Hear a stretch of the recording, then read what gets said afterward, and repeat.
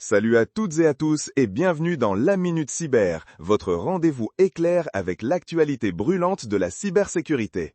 Je suis Jérémy et ce 3 juillet 2025, on décrypte ensemble les 10 cyber-événements qui ont marqué l'heure. Accrochez-vous, c'est parti pour un tour d'horizon rapide mais intense. On démarre avec une mauvaise nouvelle pour les voyageurs. La compagnie aérienne Qantas a été victime d'une cyberattaque majeure affectant pas moins de 6 millions de ses clients. Une fuite de données d'une telle ampleur, ça laisse des traces. Ensuite, même les institutions les plus hautes ne sont pas épargnées. La Cour pénale internationale CPI a réussi à contenir une cyberattaque sophistiquée.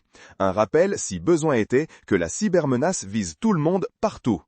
Alerte technique maintenant. La CISA a ajouté des vulnérabilités critiques des chipsets Qualcomm à son catalogue Kev, ce qui signifie qu'elles sont activement exploitées. Vite, des mises à jour s'imposent pour protéger vos appareils.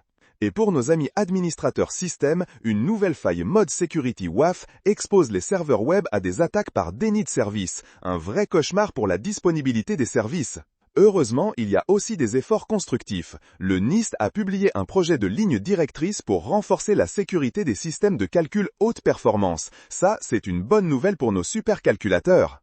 Du côté de la santé, la FDA a mis à jour ses exigences en matière de cybersécurité pour les dispositifs médicaux. C'est crucial, nos appareils connectés de santé doivent être impénétrables, n'est-ce pas ?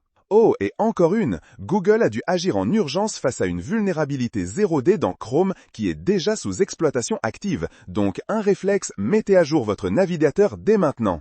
Sur le front de la lutte contre la cybercriminalité, des sanctions ont été imposées au groupe AESA pour avoir hébergé de nombreux services cybercriminels. Un coup de frein bienvenu pour ces infrastructures illégales. Soyez hyper vigilants face aux nouvelles campagnes de callback phishing qui usurpent l'identité de grandes marques. Si on vous demande de rapper un numéro suspect après un email, méfiez-vous, c'est le piège classique.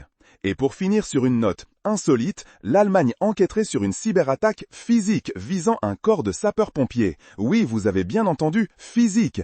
Comme quoi, les menaces évoluent parfois de manière inattendue. Voilà, c'est déjà la fin de cette Minute Cyber du 3 juillet 2025. Un aperçu rapide mais complet des enjeux du jour. J'espère que vous vous sentez mieux informés. Prenez soin de votre cyberhygiène et on se retrouve demain pour un nouveau flash. À très vite.